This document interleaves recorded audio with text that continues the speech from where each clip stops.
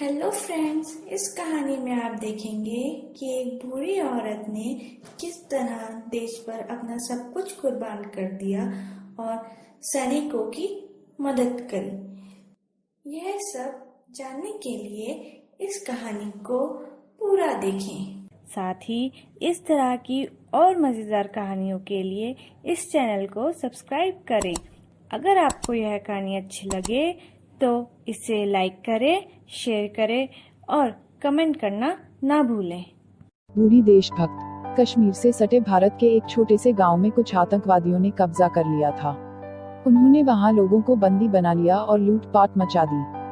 Tengo शाली नदी के पार वाले गांव पर आतंकवादियों ने कब्जा कर लिया है। सभी सैनिक जल्दी वहां पहुंचे। भारत के सैनिकों को जैसे ही सूचना मिली वे तुरंत लोगों को बचाने के लिए निकल पड़े। बरसात का मौसम था, धूल वर्षा हो रही थी, इसके कारण छोटे छोटे ताल तलैया भी खूब विशालताएं नजर आ रहे थे। छोटी सी नदी भी उफान मारती हुई देख रही थी, जिसके कारण नदी पर बने पुल टूट गए थे। सैनिकों को वो नदी पार करनी थी, मगर नदी पर बना पुल तो टूट चुका था। सैनिकों ने कई प्रकार की कोशिशें की, लेकिन वह असमर्थ रहे।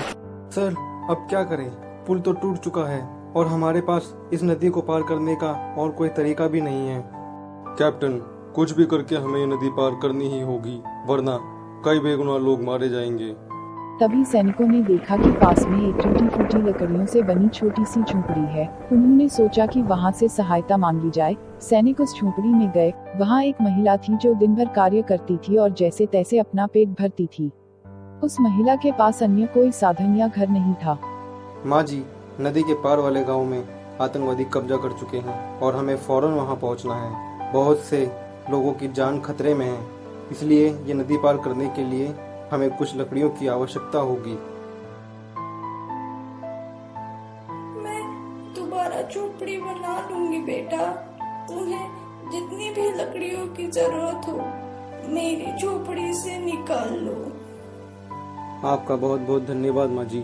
आज आप ना होती तो ना जाने कितने ही बेगुनाह लोग मौत के घाट उतर जाते। बेटा, मुझ बुढ़िया के पास न जाने कितना समय बचा है। अगर जीते जी मैं इस देश के काम आई तो इससे बड़ा सौभाग्य मेरे जीवन के लिए और क्या है। महिला की इस देशभक्ति से सैनिक गदगद हो गए और जल्दी ही नदी पर एक पुल का निर्माण किया गया, जिससे सभी सैनिक नदी के पार चले गए।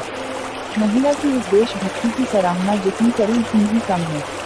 सैनिक जल्दी ही उस गांव में पहुंच गए जहां आतंकवादियों ने कब्जा किया हुआ था।